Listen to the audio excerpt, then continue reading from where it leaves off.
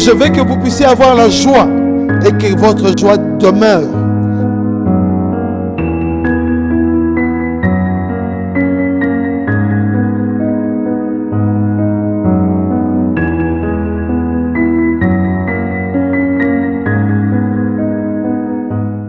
Alléluia, gloire à notre Dieu. Il est notre Dieu, il est le Dieu Tout-Puissant. Il est celui qui opère dans nos vies. Bien-aimés dans le Seigneur, dans notre émission Le Sentier de la vie chrétienne, dans l'enseignement qu'on a commencé, où on est en train de parler d'un sujet très important, le bilan. Le bilan, c'est pour nous aider à comprendre ce qu'on doit faire, d'où on est venu, où nous sommes, où est-ce que nous sommes en train d'aller, comment on doit réfléchir. Et Dieu, dans sa parole, il donne la sagesse. Il nous demande de nous appuyer dans sa vérité pour mieux comprendre notre futur. C'est pour ça que Dieu t'aime. Dieu t'aime et il veut bénir ta vie. Ne considère pas ce que tu as entendu dans ta vie. Ne considère pas ce que les gens ont programmé pour toi.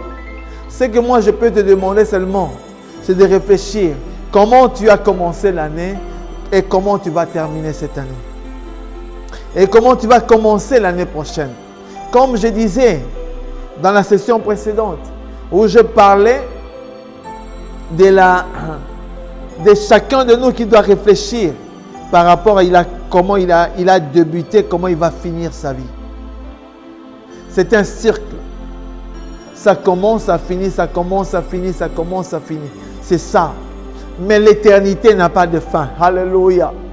Ce qui est mieux pour nous, c'est on est enfant de Dieu. Si vraiment tu es enfant de Dieu. Si Jésus est entré dans ta vie. Si tu as reçu le Seigneur Jésus-Christ comme Seigneur et Sauveur dans ta vie. Alors tu vas bien comprendre. Mais dans ces enseignements, je veux prendre des choses, la réalité de la vie. Ce qu'on affronte tous les jours. Et ensuite, ajouter de ce que la Bible nous dit par rapport aux réalités de la vie. On va prier, laisser ce temps ici dans les mains de Dieu. On va laisser que le Saint-Esprit puisse nous guider, qu'il puisse se révéler dans nos vies, qu'il puisse nous bénir, afin que sa grâce puisse abonder dans ta vie. On va prier, bien-aimé. Alléluia. Dieu Tout-Puissant, nous sommes là pour te glorifier. Nous sommes là, Seigneur Dieu Tout-Puissant, pour t'élever, pour te glorifier, oh Yahweh. Tu es notre Seigneur.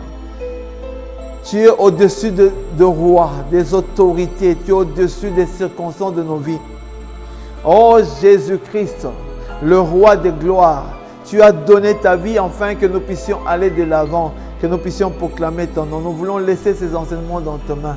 Saint-Esprit, guide nos cœurs. Aide-nous à bien comprendre tes enseignements afin que notre cœur soit impliqué à connaître ta connaissance, pour vivre une vie de paix, de joie, d'harmonie et pour préparer notre futur avec Jésus. Merci et bénis ce temps ici au nom de Jésus-Christ. Amen. Amen, bien-aimé dans le Seigneur.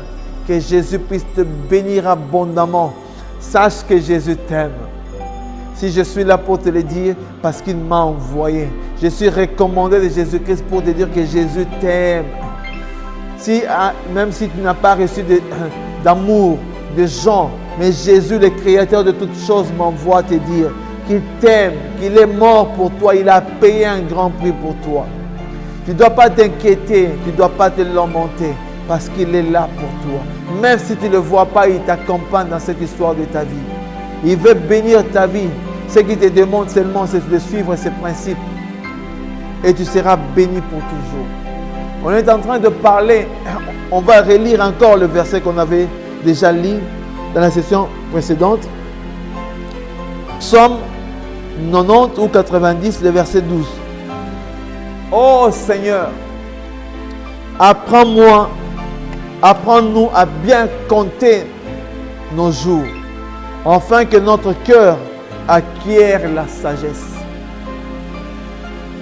Seigneur, apprends-nous à bien compter nos jours. Mais toi et moi, on doit dire, Seigneur, apprends-moi à bien compter mes jours. Je dois comprendre comment je suis en train de vivre.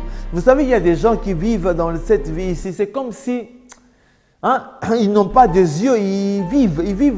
J'ai vu des gens, qui marchent. Hein? Quand je faisais l'évangélisation dehors où je prêchais l'évangile, j'ai vu des gens marcher.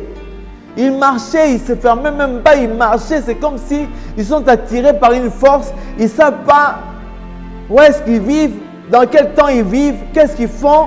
Ils sont là.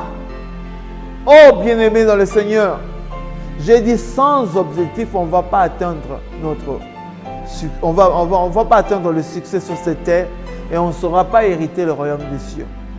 Vois de janvier, 1er janvier, jusqu'au 31 décembre, comment a été ta vie.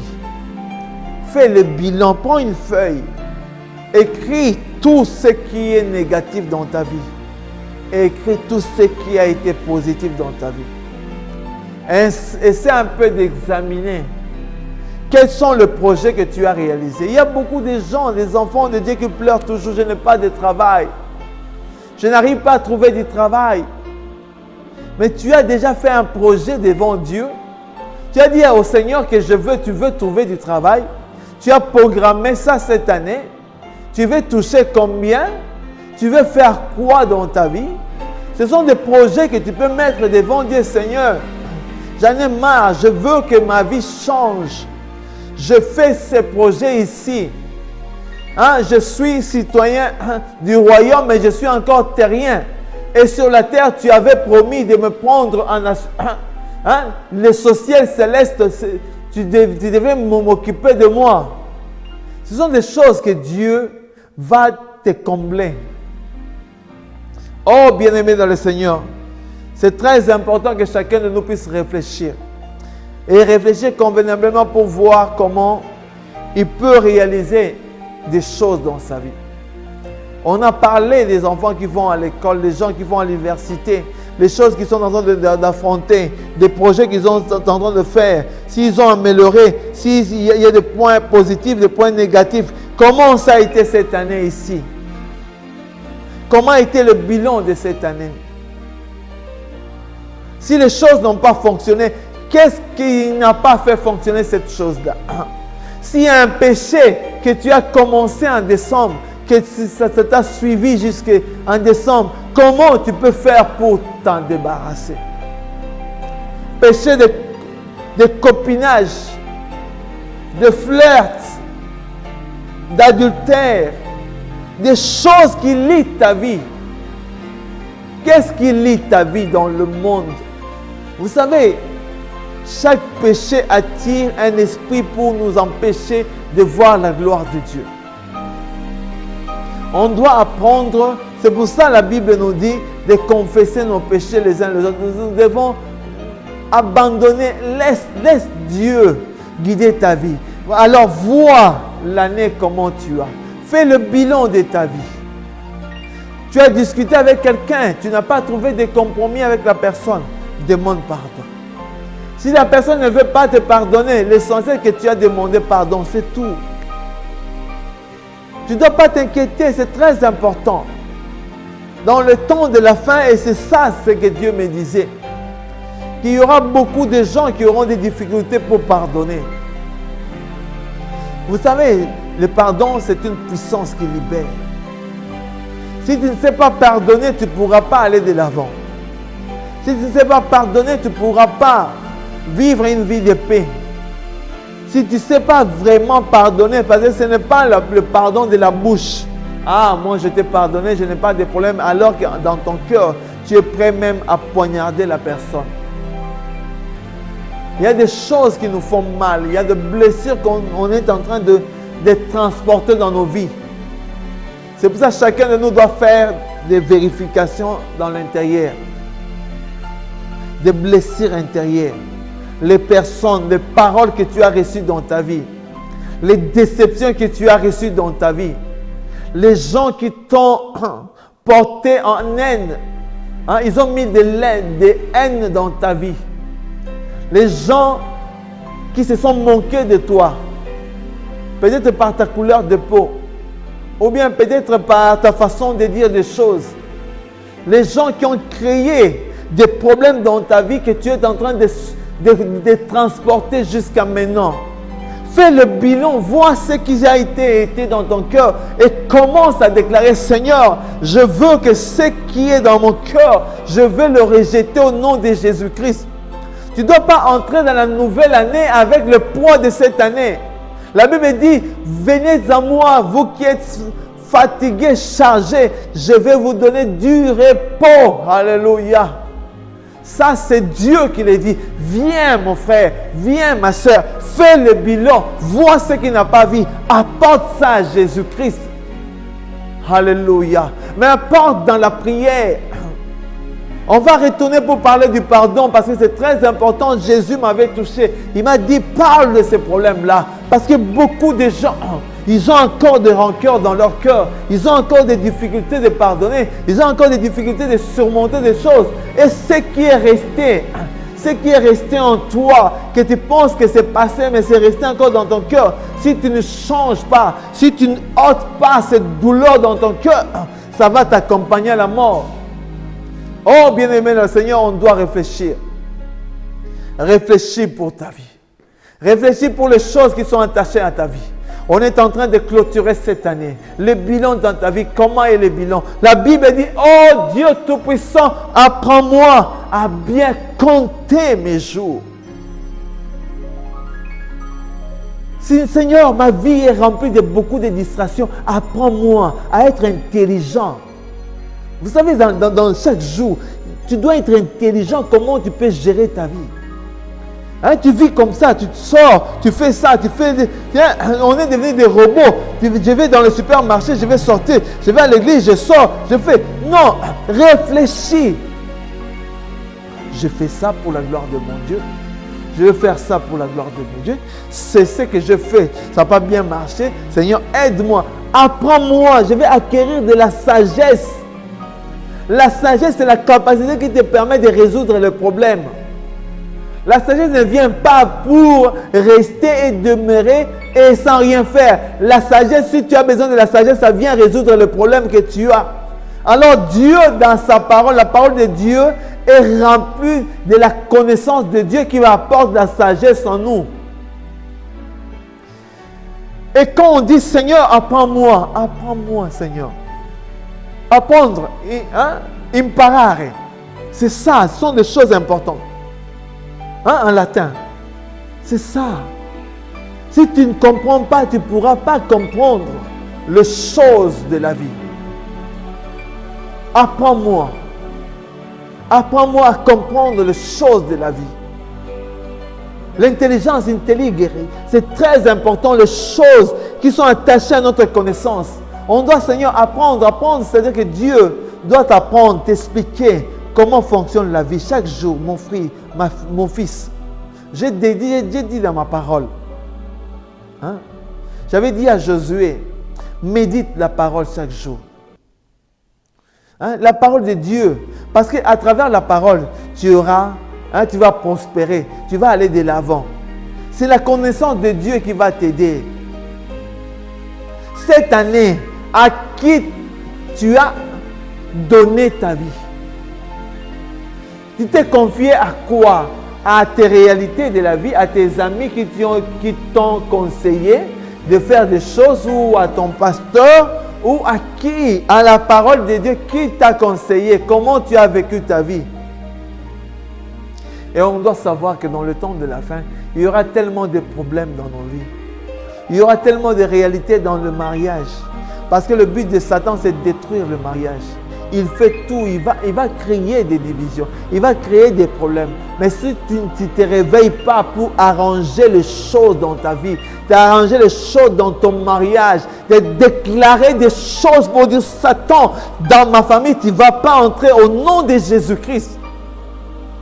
Tu vas tomber. Voir les choses qui sont attachées à ta vie. Les choses que l'ennemi est en train de faire pour détruire ta vie. Mais la Bible dit, Seigneur, apprends-moi à bien compter mes jours.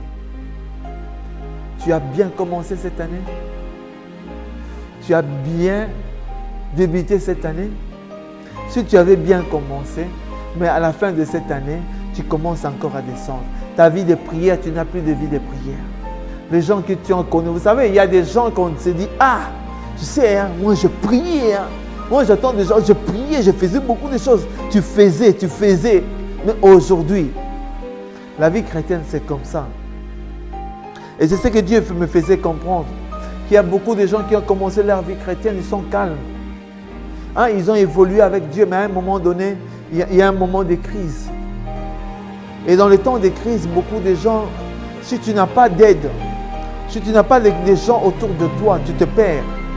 Il y a dans ce temps-là, d'un temps de crise, c'est là où beaucoup de gens se perdent. C'est là où beaucoup de gens vont aller toucher à la magie, à l'occulte. Hein? Là où beaucoup de gens, même des pasteurs, des hommes de Dieu, dans le temps de crise, c'est ça, ce temps-là où ils vont. Et je tiens à vous dire, les gens qui ont bien commencé avec Dieu, cela ne veut pas dire que tu vas finir bien avec Dieu. C'est pour ça, ne te manque pas pour des autres personnes qui ne sont pas chrétiens. Ne te manque pas parce qu'il y a, comme la Bible dit, ceux qui ont bien commencé, peut-être ils ne vont pas arriver. Ce sont les derniers qui vont arriver. On doit faire attention. Alors quand tu es avec le Seigneur, remercie le Seigneur et prie que tu puisses rester fidèle à lui. Parce qu'on voit beaucoup de gens qui ont commencé avec Dieu. Et moi j'ai toujours dit, je vois, c'est comme s'il y a une durée de temps. Il y a d'autres qui arrivent à 10 ans de vie chrétienne, de 15 ans de vie chrétienne, ils retournent encore en arrière comme des enfants, ils n'arrivent plus à avancer. Quand tu vois leur vie chrétienne, c'est comme s'ils ont perdu. Hein? Ils ont commencé à critiquer. Ah, moi je ne veux plus aller dans l'église. Ah, moi l'église m'a créé beaucoup de problèmes dans ma famille. Oui, ce sont des problèmes, c'était des temps de crise qui se sont arrivés dans ta vie. Mais maintenant, réfléchis. Hein? Réfléchis pour ta vie, pour ton éternité. C'est bien sage de réfléchir. Mais la réflexion que Dieu est en train de donner ici, que le psalmiste est en train de dire, Seigneur, mon cœur doit acquérir de la sagesse. La sagesse, c'est la capacité, comme je vous ai dit là, de résoudre des problèmes qui sont difficiles. Si Dieu n'arrive pas à t'aider à résoudre un problème difficile, alors tu dois te demander, tu es avec qui? Qui est en train de te conduire? Parce que Dieu a la capacité, comme le psalmiste disait, Seigneur, que mon cœur accueille de la sagesse. Tu veux être sage? Lis la parole de Dieu. Tu veux être sage? Apprends à discerner le bien et le mal à travers la parole de Dieu, à travers la prière. Dédie-toi au Seigneur. Passe le temps avec Dieu. Passe le temps avec les enfants de Dieu. Passe le temps avec ton église. Passe le temps avec ceux qui connaissent le Seigneur Jésus-Christ. Et passe peu de temps avec des païens, des goïms, les gens qui ne connaissent pas le Seigneur, les gens qui ont besoin d'aide. Aide-eux, mais approche-toi plus. Prends plus les choses de Dieu. Et sache que plus tu parles de Dieu, plus le dépôt qui est en toi est en train de se vider. Vous savez, j'ai connu un homme de Dieu, un frère que j'aimais beaucoup, que j'aime jusqu'à aujourd'hui. Et quand je le voyais, il émanait la gloire de Dieu. Tu le vois vraiment, il y avait la gloire de Dieu qui émanait dans sa vie. C'était quelqu'un de zélé, quelqu'un qui aimait le Seigneur. Il était toujours attaché au Seigneur. Et partout il passait, il pouvait passer des heures en train de parler à quelqu'un de Dieu. Mais quelque chose que j'ai remarqué, j'ai dit, mais il prend beaucoup de temps de parler de Dieu, mais il prend peu de temps dans la prière. Je l'avais exhorté, mais il n'avait pas compris. Il a passé beaucoup de temps à parler, à se vider. Et quand il parlait, il a porté beaucoup de gens au Seigneur. Beaucoup de gens ont connu le Seigneur à travers ses frères. Mais aujourd'hui, par manquance de la présence de Dieu, de l'intimité avec Dieu, vous savez, quand tu parles de Dieu, tu dois te ressourcer. Si tu n'arrives pas à te ressourcer, tu auras des problèmes. C'est pour ça que c'est très important de prier, de jeûner. C'est le seul moyen que Dieu nous a permis sur cette terre pour être équilibré. Oh, bien-aimé le Seigneur, il n'y a pas d'autre condition, il n'y a pas d'autre miracle. À moins que tu puisses toucher à la magie, tu n'auras plus besoin de la prière. Mais nous, de faibles créatures, on a besoin de chercher notre Yahweh. On a besoin d'aimer notre Dieu. On a besoin de glorifier celui qui vit pour toujours. C'est lui qui nous a aimés avant la fondation de ce monde. C'est lui qui a transformé nos cœurs. Hein? C'est lui qui nous a fait approcher à lui. On doit aimer le Seigneur, c'est très important. Et ce frère-là, après un long temps d'évangélisation, l'ennemi est venu détruire son foyer. Il a mis dans une position d'impossibilité d'évangéliser. Il peut parler de Dieu, c'est comme s'il parle en vide. Il a créé une nouvelle famille, mais ça ne fonctionne pas. Oh, bien-aimé dans le Seigneur, il y a un temps. J'ai comme considéré, j'ai dit, mais dans la vie, c'est comme s'il y a un temps. Si tu as compris le Seigneur, c'est très important de comprendre le Seigneur. Mais c'est très important de vivre les choses de Dieu. Si tu n'arrives pas à vivre les choses de Dieu, tu ne vas pas comprendre comment évoluer avec le Seigneur et tu vas perdre. C'est pour ça, réfléchis dans ta vie. Fais un bilan dans ta vie. Réfléchis parce que la vie qu'on a, c'est passager. J'ai dit, nous sommes des pèlerins. On va passer sur cette terre. L'essentiel, c'est de savoir comment on doit vivre la vie sur cette terre. Réfléchis comment tu peux vivre ta vie. Réfléchis comment tu vas grandir dans ta vie. Réfléchis comment tu veux que Dieu puisse t'œuvrer dans ta vie. Seigneur, comme disait le psalmiste, apprends-moi à bien compter mes jours. Apprends-moi à voir mes erreurs, Seigneur. Apprends-moi à voir là où je suis tombé. Je ne veux pas aller en enfer, Seigneur. Apprends-moi à bien compter, de faire le bilan de ma vie. C'est très important, frère. C'est très important, ma soeur, de faire le bilan de ta vie. De réfléchir de ce qui n'ont pas fonctionné. Le péché qui est en train de ruiner ta vie. La cigarette que tu n'arrives pas à abandonner, ce sont des choses. La cigarette, si tu vois bien, c'est bien écrit. Ça tue. Quelque chose qui tue ta vie. Et tu es en train de consommer quelque chose qui tue ta vie. Oh, bien-aimé dans le Seigneur. Tu ne dois pas être hypocrite d'être devant Dieu comme je vois beaucoup de gens. Ils sont là, ils se disent des chrétiens. Mais en catimini, dans le secret, ils sont dans le fumée. Et ils viennent, ils louent le main plein de malédiction. Hein? Ils sont là à louer Dieu. Quel Dieu vous louez? Réponds-toi. Abandonne. Fais un bilan. Dis, Seigneur, je vais abandonner. Que l'année qui va commencer, je ne vais même pas toucher à ça au nom de Jésus. C'est très important de réfléchir sur ta vie. De réfléchir sur les choses qui sont attachées à ta vie. Et tu vas voir que Dieu va te bénir. Pour les gens qui ont fait beaucoup de projets, les gens qui font des affaires, vous savez, dans chaque société, ils font des bilans et ils préparent leurs objectifs. Donc chacun est en train de voir, alors ici j'ai failli. Hein, je fais beaucoup de projets, mais je remarque que j'ai perdu beaucoup d'argent. Je dois réduire le nombre de personnes.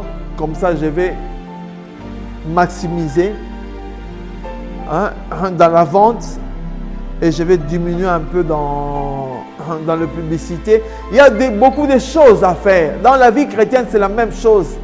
Quels sont les temps que tu as perdus? Peut-être que tu as perdu beaucoup de temps en passant devant la télévision. Tu étais toujours là parce que la télévision, c'est l'arme que le diable est en train d'utiliser dans ce temps de la fin pour ruiner les enfants de Dieu. Je suis en train de voir, il y a des gens qui sont attachés. Quand tu le vois comme ça, ils sont là. Le diable est en train de vider leur énergie. Vider leur vie de vie chrétienne. Cette année, comment tu as passé le temps? Plus tu as passé le temps devant la télévision, plus tu as passé le temps devant le jeu, qu'est-ce que tu as fait dans ta vie? Oh, bien-aimé dans le Seigneur, il y a des choix de faire dans notre vie. Il y a des choix de faire. Passe le temps à prier pour toi. Passe le temps à prier pour la cité là où tu es. Passe le temps à prier pour ta famille. Et sache que chaque moment, chaque début de mois, il y a des batailles qui doivent être menées. Afin que Dieu puisse opérer à ta faveur. C'est très important, bien-aimé dans le Seigneur. Et Dieu t'aime Jésus est mort pour changer ton histoire. Jésus est mort pour te bénir. Oh, bien-aimé dans le Seigneur, il y a la grâce de Dieu qui est à ta disposition. Laisse. Quand tu fais des affaires, c'est très important que chacun de nous puisse réfléchir de la façon où il veut faire des affaires. Et chaque année, chacun doit faire des défis pour voir s'il va réaliser ou pas. Et à la fin de l'année, on doit faire des bilans. Donc, des bilans et des objectifs. Hein? Donc, ce sont des temps de dresser des objectifs dans nos vies pour arriver à voir si on va arriver à réaliser ça. Et tu vas te demander, ai-je amélioré mon quotidien? Est-ce que j'ai réalisé les objectifs que je me suis fixés? Si j'ai échoué sur certains objectifs, pourquoi et comment faire pour le réussir l'année prochaine? Est-ce que je suis dans un meilleur ou dans un moins bon état financier parlant? Quels sont les faits marquants de ma vie? Ce sont des projets que des grands hommes, des businessmen font pour arriver à rejoindre leur projet, à voir ce qu'ils ont fait. Nous, enfants de Dieu, on doit voir. J'ai trébuché parce que je parlais beaucoup. J'ai injurié quelqu'un, j'ai parlé. Ma façon de me comporter n'a pas permis aux autres d'évoluer.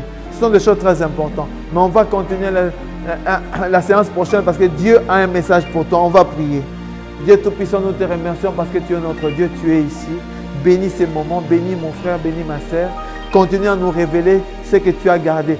Seigneur, apprends-nous à bien compter nos jours. Bénis toutes choses au nom de Jésus-Christ. Amen. Que Dieu vous bénisse.